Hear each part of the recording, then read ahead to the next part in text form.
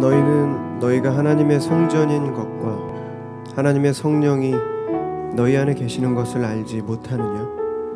누구든지 하나님의 성전을 더럽히면 하나님이 그 사람을 멸하시리라. 하나님의 성전은 거룩하니 너희도 그러하리라. 할렐루야. 오늘도 수요 필워십 오신 모든 분들 진심으로 환영합니다. 하나님께서 모이기에 힘쓰라고 하셨는데 괜히 그런 말씀하신 게 아닌 것 같습니다. 이렇게 우리가 모여서 함께 예배 드릴 때 하나님께서 말씀해 주시고 또 우리가 기도할 수 있고, 그래서 우리는 계속해서 모이기에 힘쓰고 또 하나님을 찾아야 되는 것 같습니다. 지난주 담임 목사님께서 설교 중에 이런 말씀하셨습니다. 세상에 갇혀있는 믿음이 되지 말자. 믿음은 파워다. 이 땅의 힘을 제압하자. 이런 말씀하셨습니다. 이제 우리 다 같이 눈 감고 기도합시다.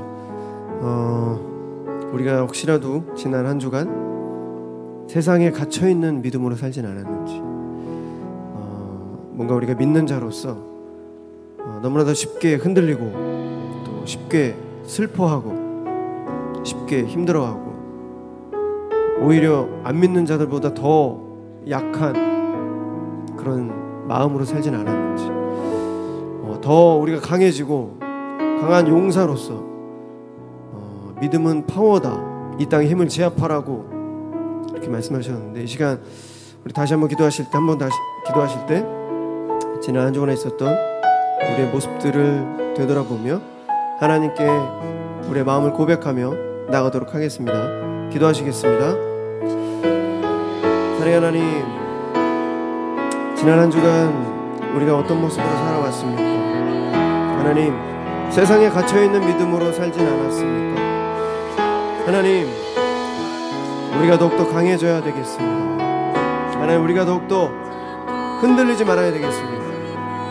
하나님, 강한 정신력으로 하나님 주신 성령 충만함으로 이 땅을 살아가야 되겠습니다. 하나님, 온전한 믿음으로, 믿음의 힘으로 이 땅의 힘을 제압하는 그런 저희들 되게 하여 주시옵소서. 믿음의 야성이 필요합니다. 하나님, 너무나도 쉽게 흔들리고 넘어졌던 우리의 모습들 다시 한번 용서하여 주시고 다시 한번 큰 힘으로 이 땅을 살아갈 수 있도록 주여 도와주시옵소서. 강한 주님의 용사 될 수 있도록 하나님 도와주시옵소서. 우리의 마음 붙잡아 주시고, 하나님 오늘 예배를 통해서 하나님을 깊이 만나며 인격적으로 하나님을 만나고 하나님 말씀하여 주심에 귀 기울이며 그 말씀으로 다시 한번 이 세상에서 싸워 이겨나갈 수 있도록 하나님 지혜를 주시고 능력으로 함께하여 주시옵소서.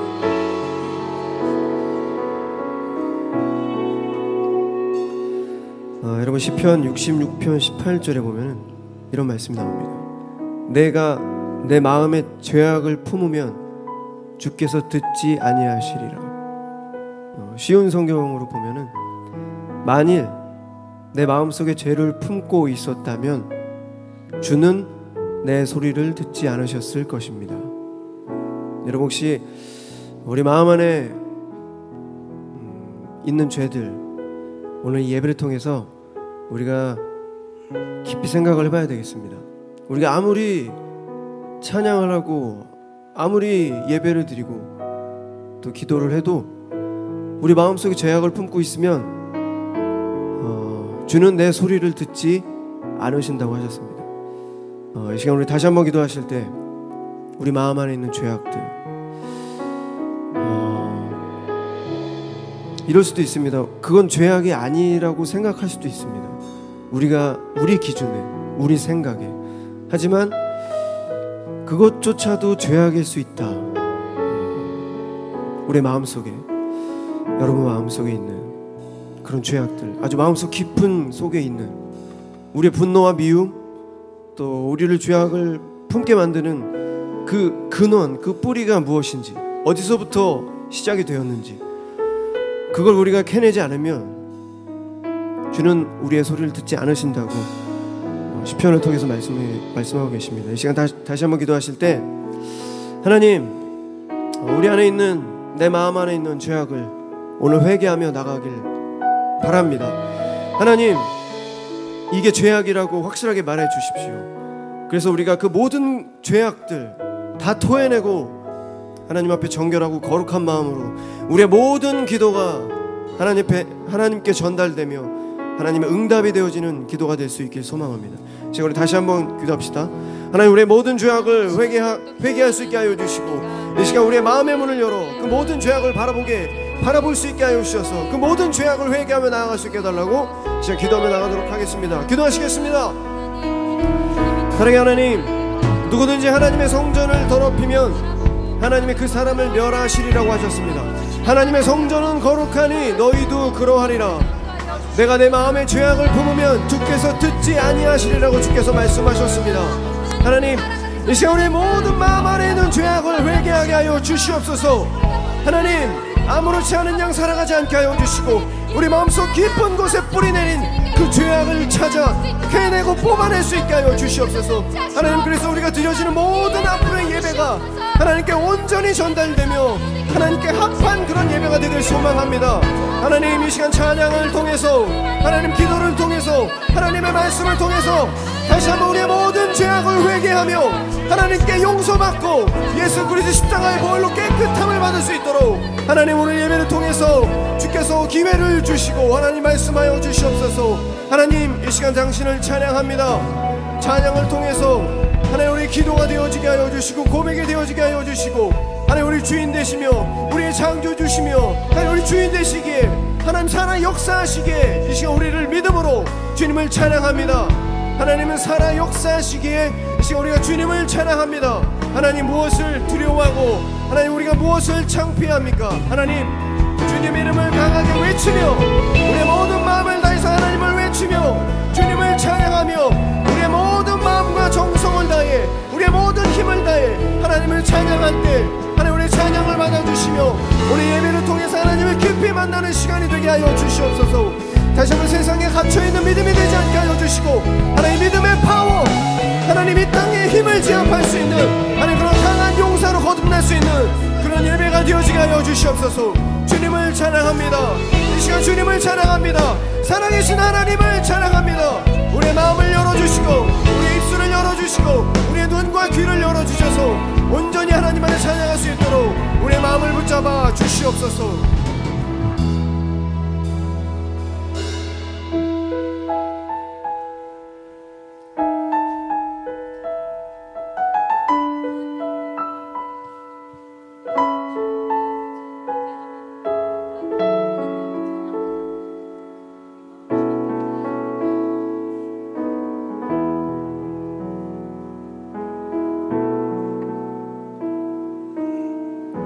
수많은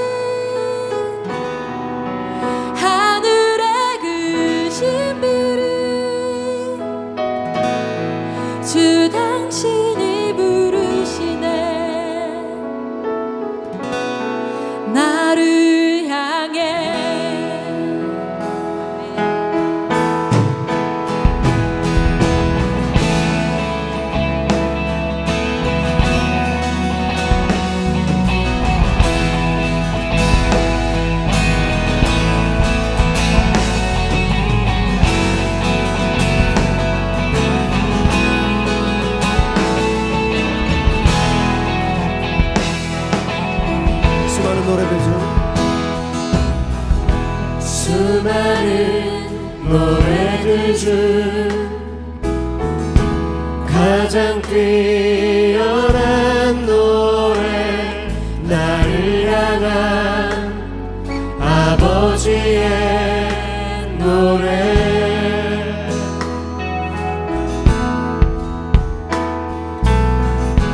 아버지의 사랑으로 영원히 내 맘속에 새겨져 있는 아버지의 노래. 천상의 그 멜로디,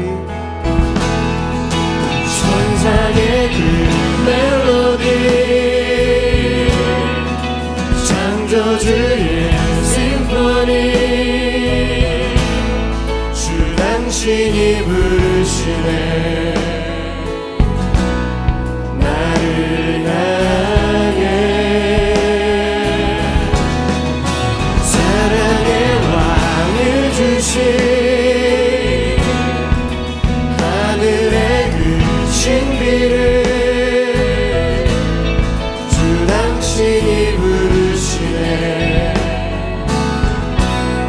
나를 향해.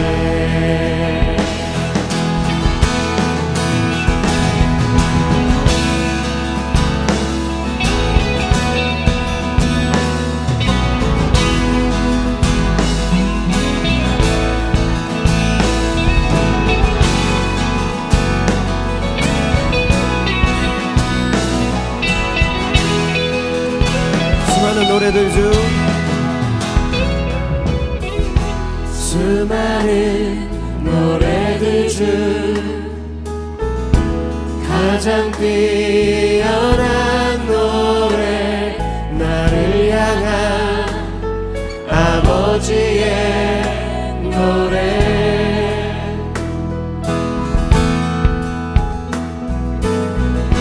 아버지의 사랑으로 영원히 내 맘속에 새겨져 있는 아버지의 노래. 천상의 그 멜로디,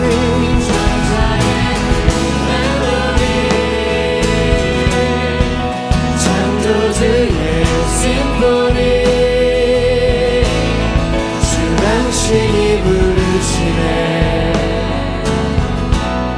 나를 향해 사랑의 왕을 주신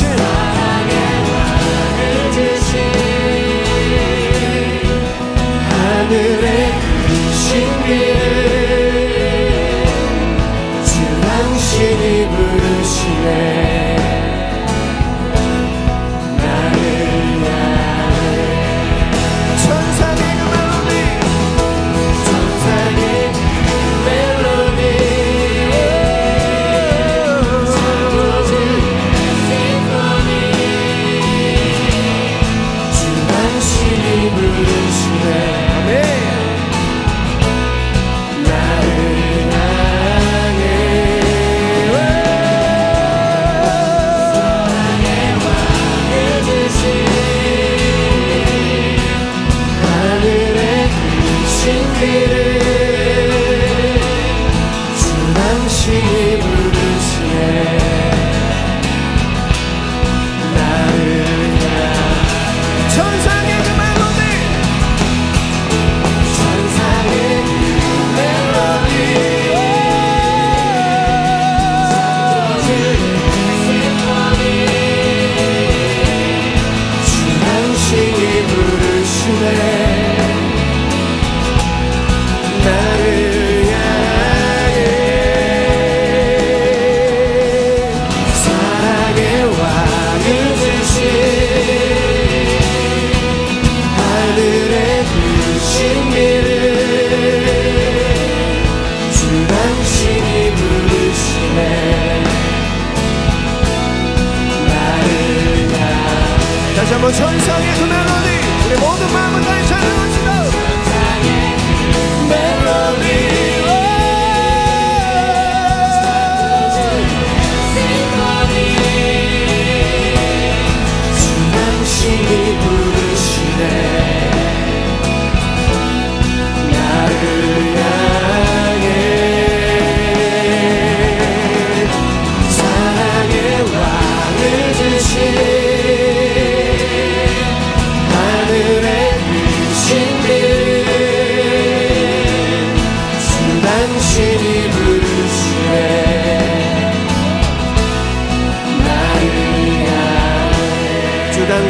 부르시네.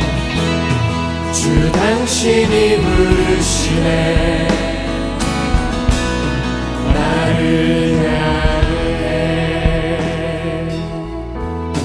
주 당신이 부르시네. 나를 향해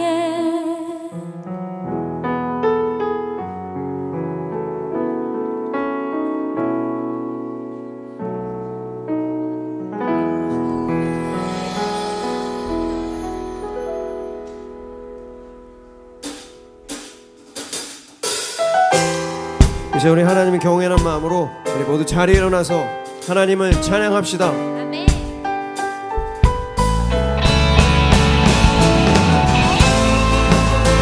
하나님 이 시간 주님을 찬양합니다. 우리의 찬양을 받아주시옵소서. 내 앞에 주어진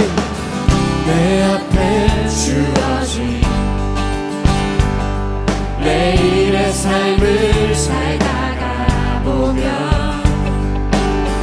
그곳에 날 향한 계획 섭리가 있다네. 매 순간 나에게 요구하시는 작은 믿음들 그곳에 날 향한 계획 섭리가 있다네. 지금 여기 계시며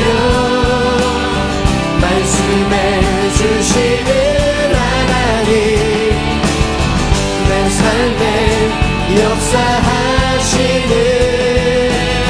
신실한 나의 하나님을 찬양해.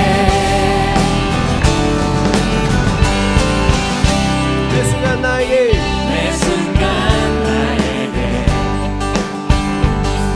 요구하시는 작은 믿음들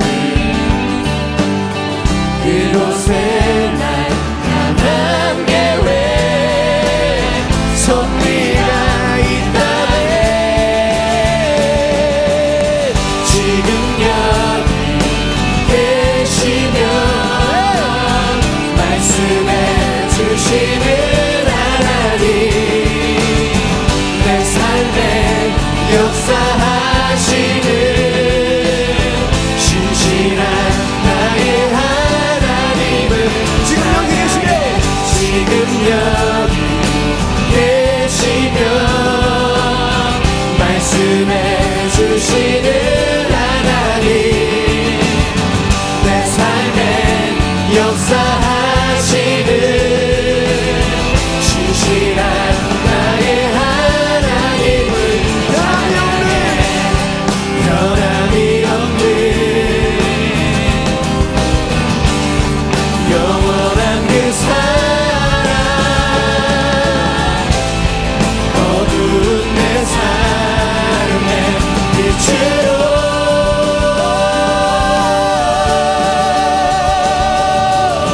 지금 여기 계시며 말씀해 주시는 하나님 내 삶에 역사하시는 신실한 나의 하나님 지금 여기 계시며 찬양해. 지금 여기 계시며 말씀해 주시는 하나님 내 삶에 역사하시는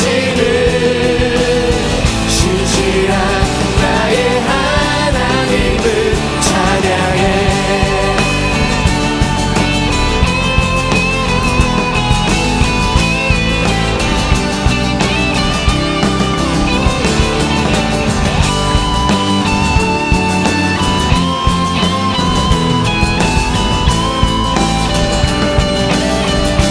지금 여기 계시며 지금 여기 계시며 말씀해 주시는 하나님 내 삶에 역사하시는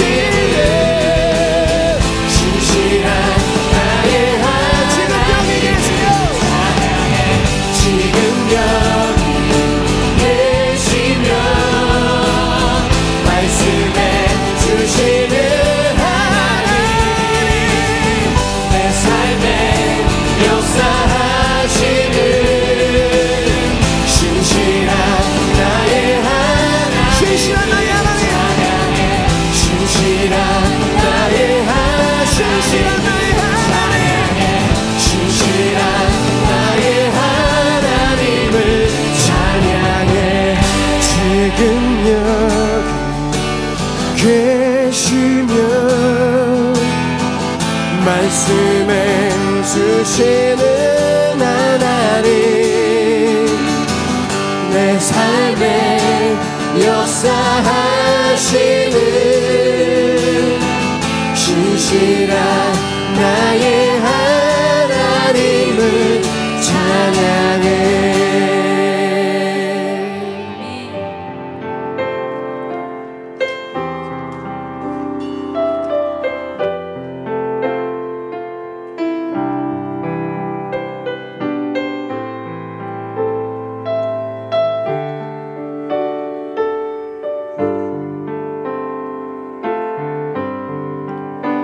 어떠한 시련이 와도 수많은 유혹 속에도 신실하신 주님 약속 나 붙들리라. 세상이 이해 못하고 우리를 신실하신 주님 약속만 붙들리라. 결코 돌아서지 않으리.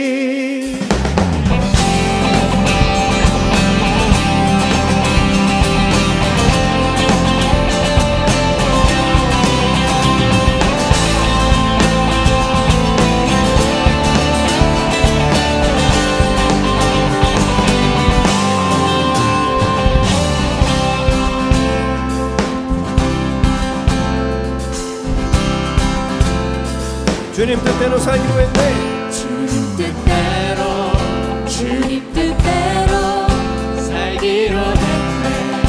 살기로 했네. 주님 뜻대로 주님 뜻대로 살기로 했네. 살기로 했네. 주님 뜻대로 주님 뜻대로 살기로 했네. 살기로 했네. 뒤돌아서지 않겠네.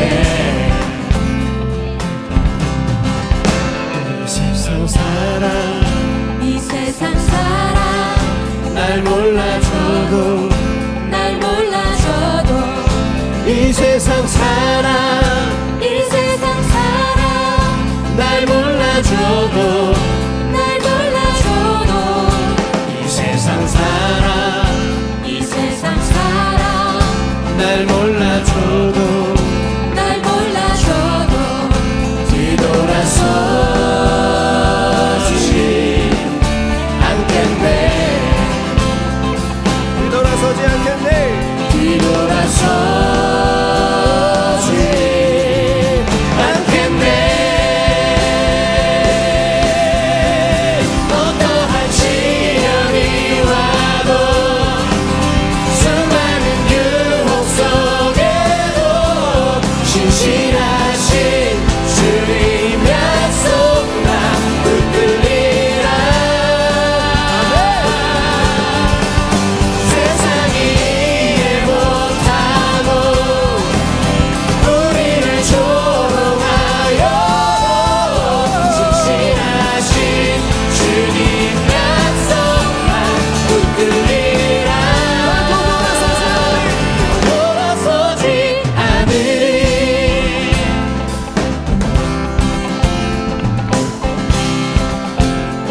세상 등지고 세상 등지고 세상 등지고 십자가 보내. 십자가 보내 세상 등지고 십자가 보내. 십자가 보내 세상 등지고 십자가 보내. 십자가 보내 뒤돌아서지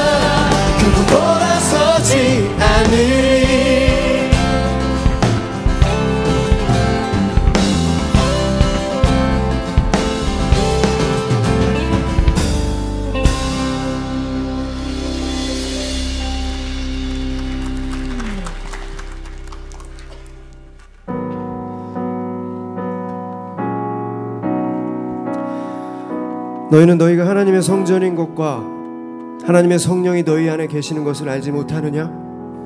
누구든지 하나님의 성전을 더럽히면 하나님이 그 사람을 멸하시리라. 하나님의 성전은 거룩하니 너희도 그러하리라. 이 시간 이 찬양을 통해서 하나님 앞에 거룩함으로 나아가길 소망합니다. 우리 주 하나님 큰 영광과 존귀를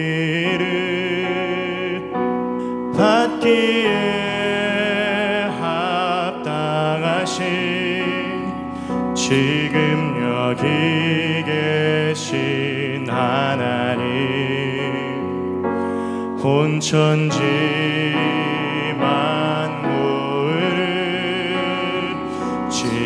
지으시고 다스리는 큰 권능과 능력으로 주의 말씀 이루시리.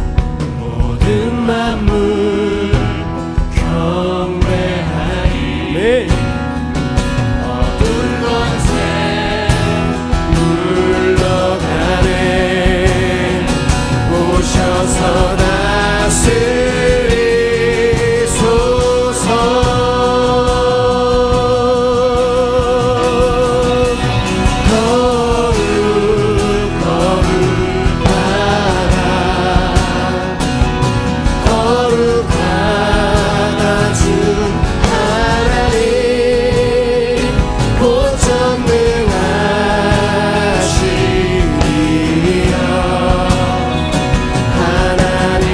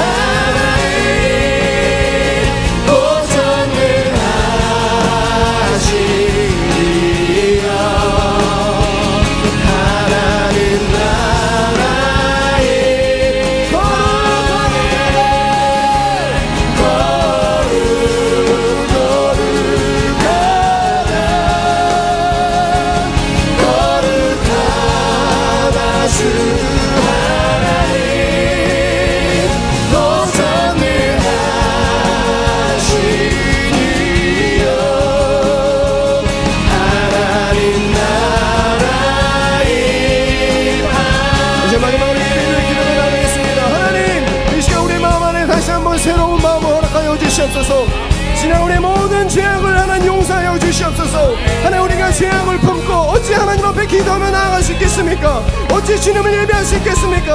하나님 우리의 지나간 모든 죄악을 용서하여 주시고 오늘 예배를 통해서 우리의 마음속 깊은 곳까지 뿌리내는 우리의 모든 죄악을 용서하여 주시옵소서. 이 시간 다시 한번 기도하며 나가도록 하겠습니다. 사랑의 하나님 우리의 모든 죄악을 용서하여 주시옵소서. 하나님 추악하고 더럽고 음란한 우리의 모든 죄악들 하나님 우리 마음속 깊이 뿌리내린 우리의 죄악을 다시 한번 용서하여 주시옵소서. 하나님 우리는 정말 부족하고 연약한 자입니다. 하나님 우리의 마음을 다시 한번 회복시켜 주시옵소서. 하나님 우리 마음 안에 다시 한번 성령 충만함을 던집혀 주셔서 하나님 마지막 시대에 하나님 정말 힘있는 믿음 있는 자들 되게 하여 주시옵소서. 하나님 앞에 강한 군사 되게 소망합니다. 하나님 차로나 오르나 흔들리지 아니하며 오직 주님의 말씀에 순종하며 살아가는 자들이 되길 소망합니다. 하나님 우리의 마음을 붙잡아 주시고 하나님 강한 믿음으로 오직 믿음으로 이 땅 승리하게 하여 주시옵소서. 하나님 세상에 굴복하지 않게 하여 주시고 세상에 넘어지지 않게 하여 주시고 하나님 세상을 두려워하지 않게 하여 주시옵소서. 하나님 세상을 이기는 믿음의 힘을 저희들에게 허락하여 주시옵소서.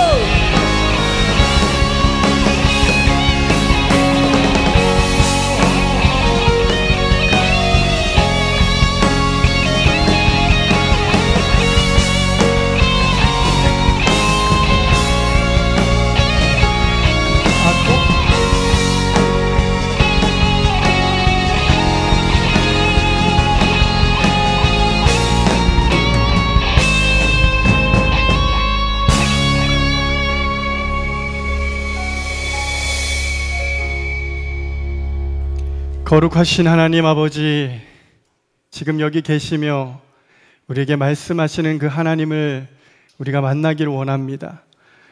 주님, 오늘 이 밤에 우리를 이 자리에 불러주셨고 또 우리 각 사람에게 주의 세미한 음성 들려주시옵소서. 이 시간 온전히 주장하여 주시고 인도하여 주시옵소서. 예수님의 이름으로 기도드립니다. 아멘. 네, 하나님의 말씀 함께 봉독하도록 하겠습니다. 네, 열왕기상 19장 1절에서 8절까지의 말씀입니다. 열왕기상 19장 1절에서 8절까지의 말씀입니다. 저와 여러분이 한 절씩 마지막 절은 함께 봉독하도록 하겠습니다. 1절입니다. 아합이 엘리야가 행한 모든 일과 그가 어떻게 모든 선지자를 칼로 죽였는지를 이세벨에게 말하니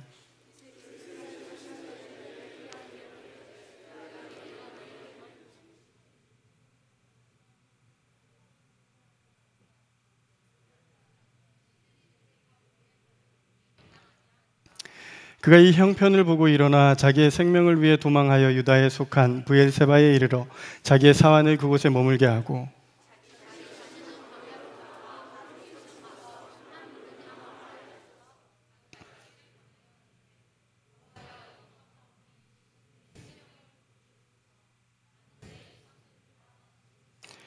로뎀나무 아래에 누워 자더니 천사가 그를 어루만지며 그에게 이르되 일어나서 먹으라 하는지라.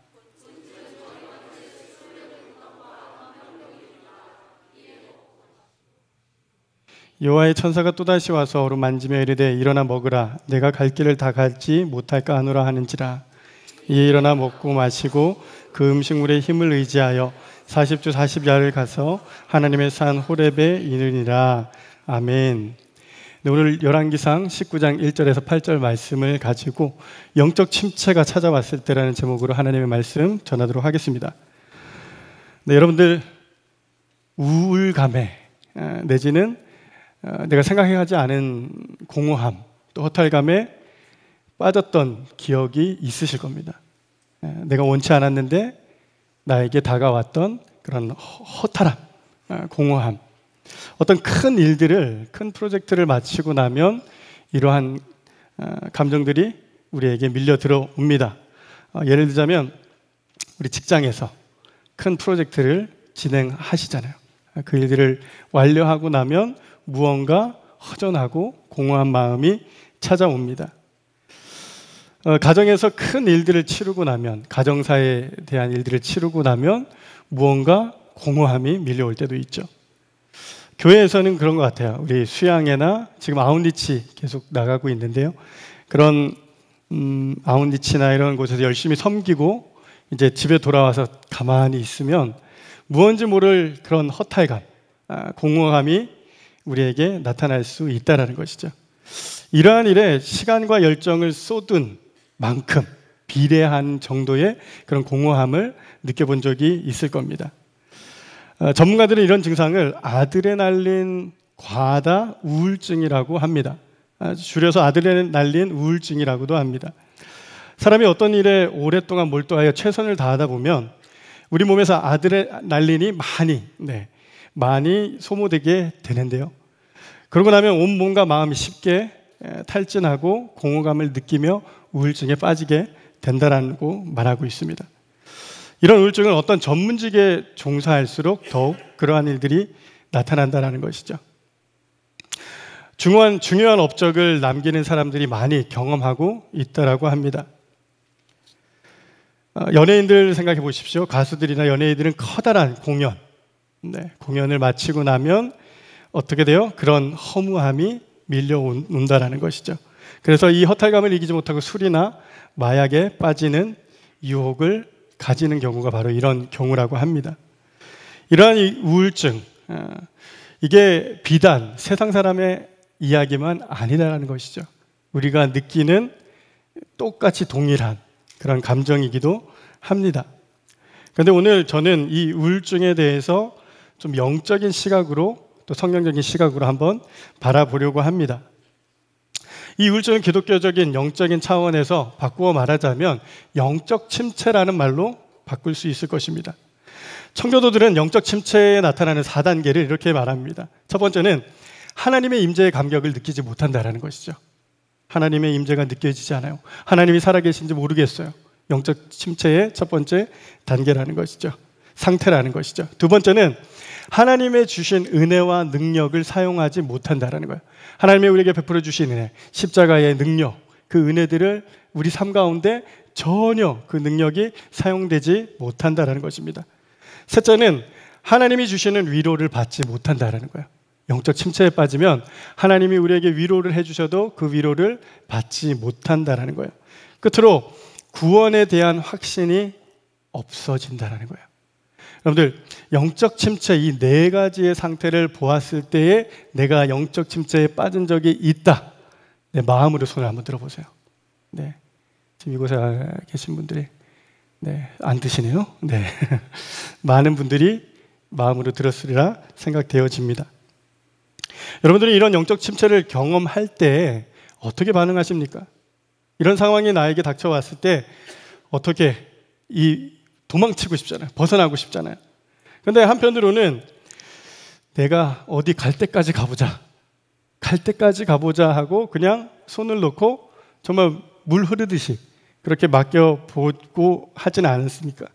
어디까지 내려가는지 정말 바닥을 치고 쳐서야 하나님이 다시 건져주시고 회복시켜주시는 그런 은혜들을 우리가 경험해보지 않았습니까? 무력감에 젖어 헤어나지 못하고 있을 때가 있지 않았습니까? 오늘 본문에서도 이 엘리야라는 인물이 등장하는데요. 이 엘리야에게도 엄청난 영적 침체가 찾아옵니다. 심지어 오늘 엘리야는 죽고 싶다라고 고백을 해요. 하나님 앞에 기도해요. 내 생명을 거둬주십시오라고 기도합니다. 그만큼 절박하고 심각한 그런 상황이었다는 것이죠. 그러나 하나님께서는 그래 죽어라. 그리고 엘리야를 죽였다면 오늘 제가 이 자리에 설 일은 없겠죠. 하나님은 어떻게 하십니까? 그 엘리야를 회복시켜 주세요. 영적 침체에서 건져주시고 그를 회복시켜 주십니다. 우리에게도 이런 영적 침체는 내가 생각지도 못한 때에 우리에게 밀려오게 되어 있습니다. 반드시 찾아온다라는 거예요. 그렇다면 우리는 이런 상황 가운데 우리가 어떻게 반응해야 될까요? 전 세 가지로 정리해봤습니다. 첫 번째는 그 순간에도 하나님이 함께 하심을 믿으십시오. 내가 영적으로 바닥을 쳐서 정말 저기 땅끝까지 갔을지라도 그 자리에 하나님이 함께 하심을 믿으시기 바랍니다. 오늘 4절 말씀해 보니까 자기 자신은 광야로 들어가 하루 길쯤 가서 한 로뎀나무 아래 앉아서 자기가 죽기를 원하여 이르되 여호와여 넉넉하오니 지금 내 생명을 거두시옵소서. 나는 내 조상들보다 낫지 못하나이다 하고 오늘 이 본문에 엘리야가 뭐라고 얘기합니까? 로뎀나무 아래 앉아가지고 내가 죽기를 원하여 하나님 앞에 이제 내가 살 만큼 살았습니다. 넉넉합니다. 이만하면 됐습니다. 내 생명을 거둬주십시오라고 지금 기도하고 있는 장면입니다. 이 장면 전에 어떤 장면이 나오냐면요, 엘리야가 850명의 바알의 선지자와 어떻게 해요? 대결을 합니다. 하나님께서 엘리야의 그 기도에 응답하시고 하늘에서 불을 내려주시죠. 그리고 제단을 태웁니다.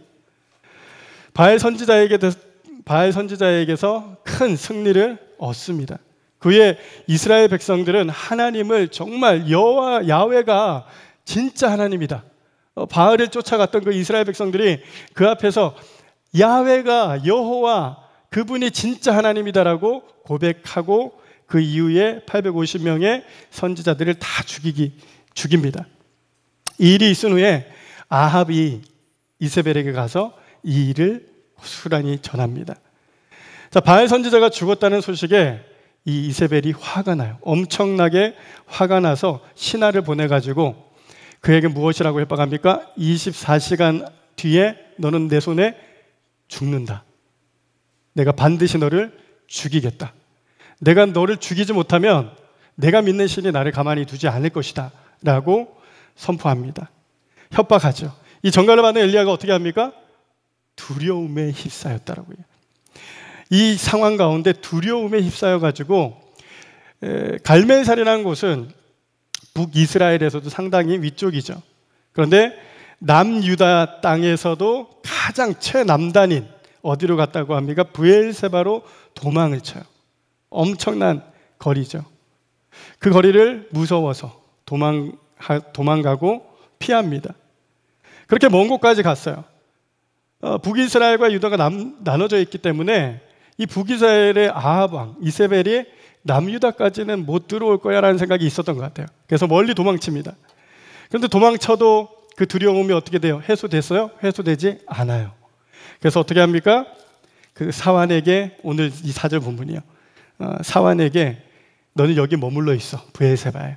그리고 나서 하룻밤길을 또 다시 걸어서 내려가요. 남단에요. 자, 그리고 나서 어떻게 됩니까? 죽고 싶다라고 오늘 기도하고 있는 거예요. 아니, 이 성경의 이전의 사건을 생각해 보면 절대로 죽을 사람이 아니잖아요. 850명의 그 바알의 선지자들을 대결해서 이긴 사람, 위너잖아요. 그리고 3년 6개월 동안 비가 내리지 않았던 그 이스라엘 땅에 비를 내리게 했던 그 엘리야가 그 이사벨이라는 그 악한 여왕의 말 한마디에 주저앉고 어떻게 돼요? 낙심해서 이제는 하나님의 선지자가 자기가 죽고 싶다라고 지금 하나님 앞에 얘기하고 있는 거예요. 왜 이렇게 됐을까? 이 엘리야라는 그 위대한 선지자가 왜 오늘 이렇게 비참하고 초라한 모습이 되었을까? 10절 말씀을 보시면요, 그가 대답하되 내가 만군의 하나님 여호와께 열심히 유별하오니 이는 이스라엘 자손이 주의 언약을 버리고 주의 제단을 헐며 칼로 주의 선지자들을 죽였음이오며 오직 나만 남았거늘 그들이 내 생명을 찾아 빼앗으려 하나이다. 엘리야의 영적 침체의 원인을 여러분들 발견하셨습니까? 엘리야가 오늘 하나님 앞에 뭐라고 얘기해요? 지금 주의 선지자들을 다 죽였다고 얘기를 해요. 그리고 오직 나만 남았다고 고백을 해요. 그런데 나 혼자 남은 그 선지자인데 그 선지자인 나를 지금 그 생명을 빼앗으려고 한다라고 지금 하나님 앞에 말씀드립니다. 이 엘리야의 잘못된 생각, 그릇된 생각, 이것이 영적 침체로 몰고 갔다라는 거예요. 여러분들, 이 작은 생각 하나가 우리를 영적 침체로 끌어내릴 수 있다라는 거예요. 여러분들, 우리가 정말 사소하게 생각했던 그 작은 생각이 오늘 지금 내 영적인 상태를 좌지우지할 수 있다는 것을 여러분들 기억하시기를 바랍니다. 이 엘리야의 잘못된 생각, 이 잘못된 생각 하나가 지금 내 엘리야가 죽고 사는 문제까지 가게 되었다라는 거예요.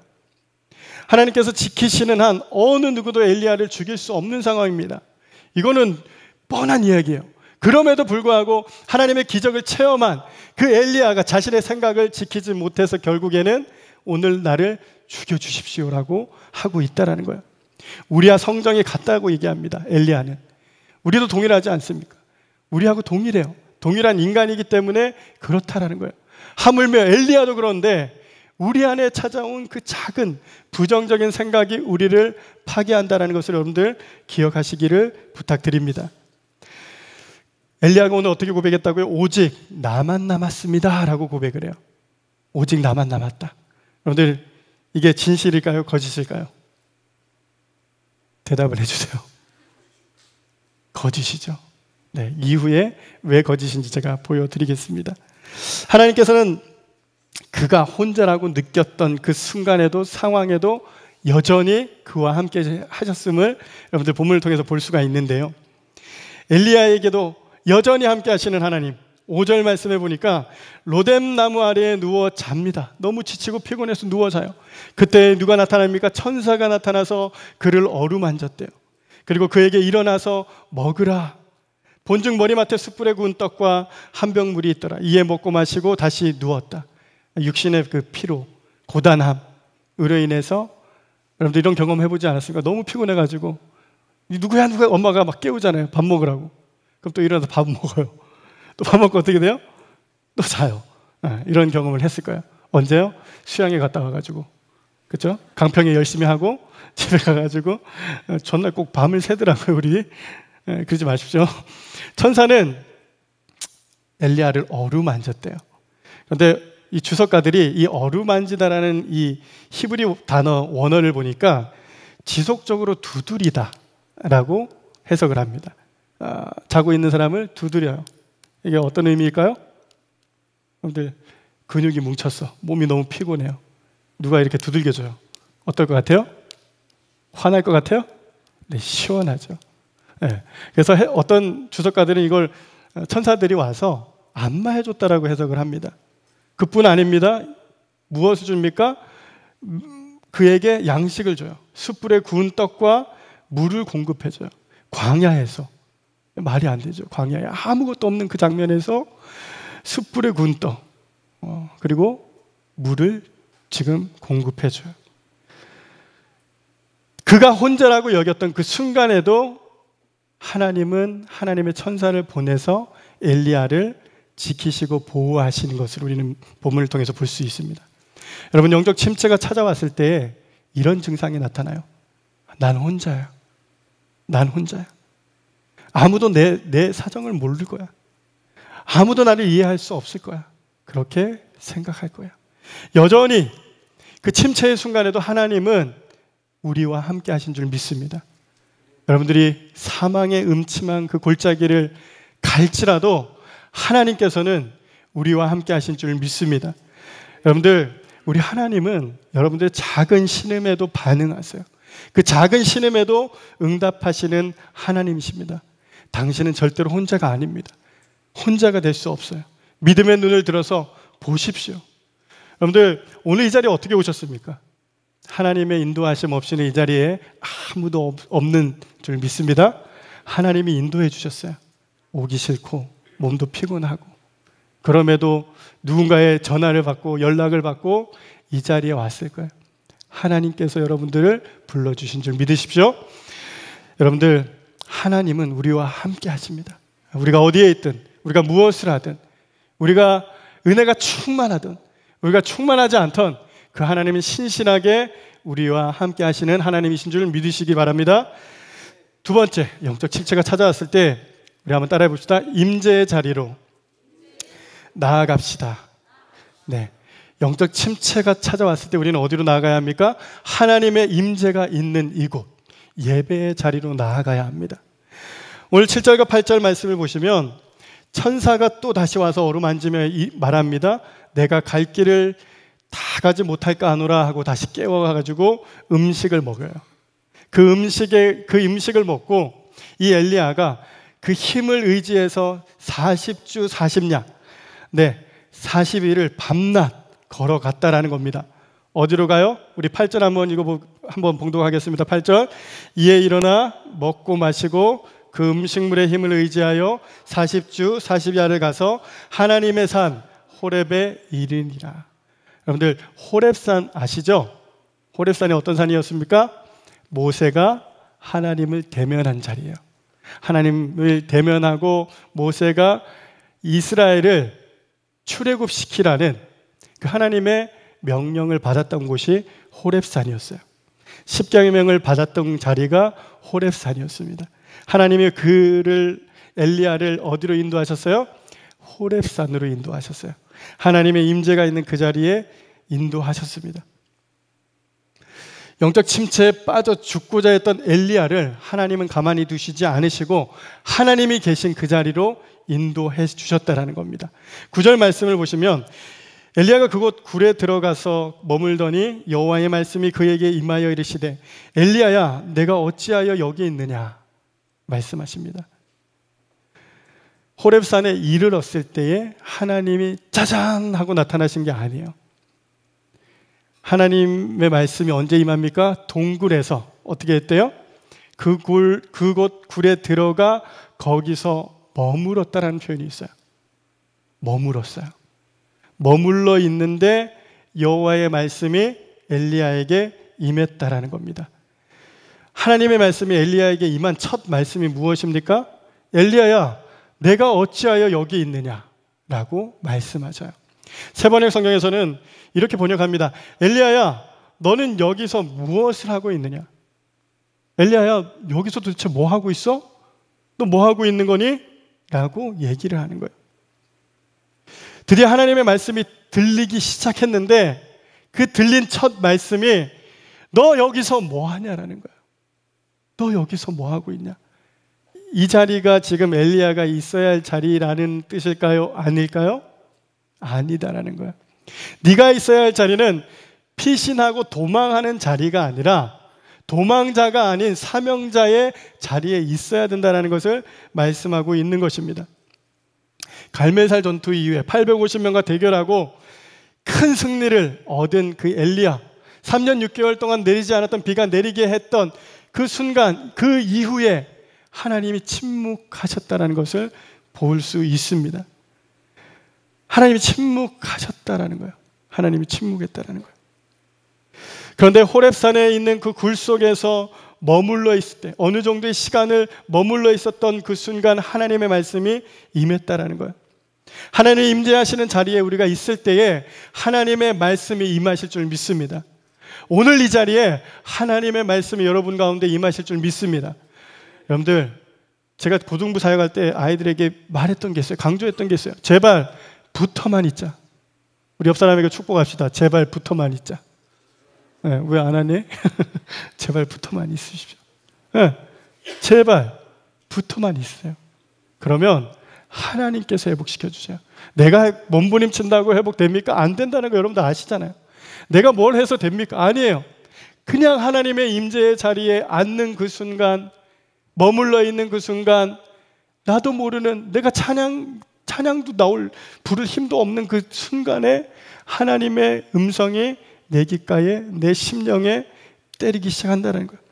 여러분들, 영적 침체가 오면 말씀이 들려요? 안 들려요? 안 들려요. 네, 침체가 찾아오면 모든 게 중단이 돼요. 설교 시간에 목사님의 말씀이 들리지 않아요. 들으려고 노력해도 들리지 않습니다. 말씀 묵상을 해도 말씀이 들리지 않아요. 말씀이 깨달아지지 않습니다. 성경 읽기도 싫어져요. 멀리하고 싶어요. 아니, 안 하고 싶어요. 예배 자리 나가는 게 쉽지 않습니다.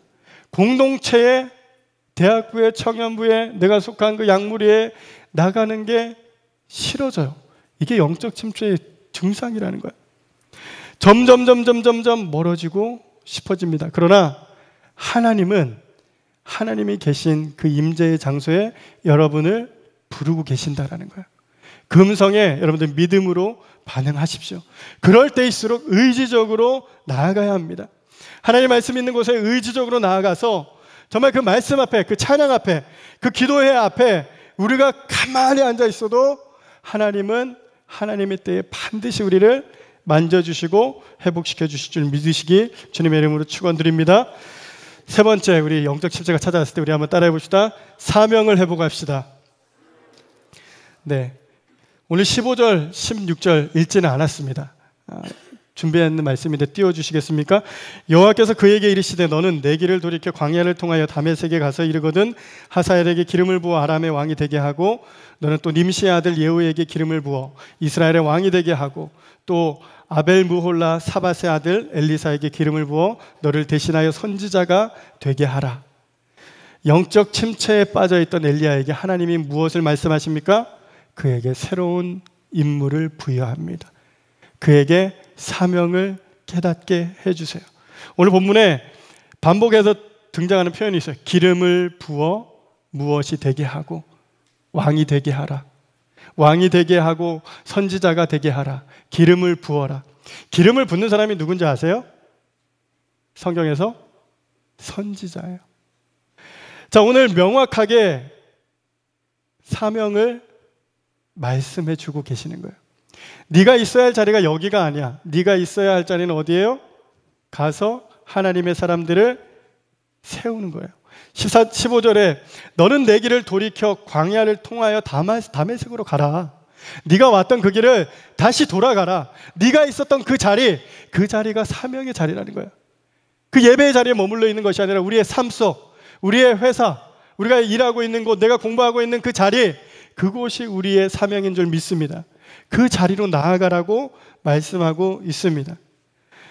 여러분들, 그리고 나서 약속하시는데 잘 보십시오. 오늘 중요한 말씀 18절 말씀입니다. 우리 한번 함께 봉독하겠습니다. 18절 말씀 시작. 그러나 내가 이스라엘 가운데에 7,000명을 남기리니 다 바알에게 무릎 꿇지 아니하고 다 바알에게 입맞추지 아니한 자니라. 아멘. 여러분들, 엘리야가 아까 얘기했던 거 기억나십니까? 나 혼자만 남았다. 그런 나마저 죽이려고 한다. 근데 하나님이 지금 뭐라고 얘기하세요? 사명을 회복시켜 주시고 내가 바알에게 무릎 꿇지도 않고 입 맞추지도 않은 사람 몇 명이요? 네, 10명을 허락하셨다라는 거예요. 여러분들, 사명을 감당함에 있어서 내가 있는 그곳에 하나님은 반드시 그 사명을 감당하게끔 사람들을 붙여주십니다. 여러분 혼자 딱 던져놓고 너가 해, 너가 알아서 해, 그렇게 하지 않으신다는 거예요. 우리가 사명의 자리에서 몸부림치고 우리가 하나님 앞에 씨름하고 열심으로 나아갈 때에 절대로 우리를 혼자 내버려 두지 않으신다는 거예요. 내가 그렇지 않다고 해서 여러분들 정말 이 믿음 생활하는 게 쉽습니까? 어렵습니까? 예? 내가 있는 그 자리에서 믿음을 지킨다는 거 쉬워요? 어려워요? 어려워요. 사명으로 살아간다는 게 쉽지 않아요. 왜요? 주변은 다 무릎 꿇습니다. 바알이 무엇을 약속한 우상입니까? 그 당시에 그 가나안 땅에 풍요를 약속하고 있는 우상이에요. 여러분들, 이 땅에서 우리가 있는 그 자리에서 나에게 풍요를 준다고 하는 것에 우리가 무릎 꿇고 있지 않습니까? 돈, 명예, 성공, 부, 뭐 이런 것들에게 우리가 지금 무릎 꿇고 입 맞추고 있지 않습니까? 여러분들, 그렇지만 그럼에도 불구하고 하나님은 7,000명을 무릎 꿇지도 않고 입 맞추지도 않은 그 7,000명을 오늘 이 시대에도 남겨주신 줄 믿습니다. 그 사람들이 여러분들이 되셔야 돼요. 여러분들, 내가 속해 있는 그곳에서 보니까 아무도 없어요. 아무도 없으니까 나도 흔들려요. 나도 그렇게 나아가려고 해요. 그런데 여러분들 착각하지 마십시오. 내가 그렇지 않다고 절대로 그런 사람들이 없지 않습니다. 절대로 그렇지 않다라는 거예요. 지금도 이 세상에 무릎 꿇지 않은, 타협하지 않는 믿음으로 정말 하나님 앞에서 하루하루 그 영적인 씨름을 하며 살아가는 하나님의 사람들이 있는 줄 믿으시기를 바랍니다. 여러분들, 오직 하나님께 무릎 꿇는 인생 되십시오. 하나님 앞에 무릎 꿇는 인생은 절대로 세상 앞에 무릎 꿇지 않습니다. 우리가 하나님 앞에 무릎 꿇지 않기 때문에 세상 앞에 그렇게 쉽게 무너지고 무릎 꿇게 된다라는 거예요. 오늘 사명을 잊어버린 이 엘리야에게 주님이 말씀하십니다. 이 사명을 말씀하세요. 그리고 하나님께서 그 사명을 회복시켜 주십니다. 그렇기 때문에 그는 침체에서 빠져나올 수밖에 없었어요. 여러분들, 여러분들의 사명이 무엇인지 발견하셨습니까? 여러분들에게 이 자리에 있는 그 누구도 사명이 없는 사람이 단 한 사람도 없습니다. 하나님은 여러분들을 이 자리에 불러주셨고 하나님 여러분들에게 맡겨주신 사명이 있다는 거예요. 그 사명은 각자 달라요. 우리에게 공통적인 사명은 예수님 잘 믿고 예수님 잘 증거하는 삶이 우리의 공통적인 사명이에요. 그러기 위해서 우리가 직업을 갖습니다. 그러기 위해서 우리는 가정을 꾸려 나가는 거예요. 그러기 위해서 우리는 일을 해야 돼요. 그런데 이것 없이 우리가 열심히 일해서 돈을 벌어놨더니 그 돈이 나의 우상이 되어버리는 거예요. 그리고 나서 우리에게 찾아오는 것이 무엇입니까? 영적인 침체, 바싹바싹 메말라가는 모습입니다. 여러분들, 영혼의 깊은 밤이라는 단어를 들어보셨나요? 영혼의 깊은 밤. 16세기 스페인의 시인이자 수도자였던 십자가의 성 요한이 처음 사용했던 단어입니다. 그는 깊은 영성에 이르는 세 가지 단계를 말합니다. 첫 번째는 고요하고 평온한 영성의 시기입니다. 창조 세계와의 관계, 특히 타인과의 관계 속에서 하나님의 사랑을 느낍니다. 하나님의 은혜를 깊이 체험해요. 두 번째 단계는 이러한 기쁨과 평온이 사라지고 영혼의 밤을 경험하게 됩니다. 이 시기가 내 신앙을 정결케 하는 시기입니다.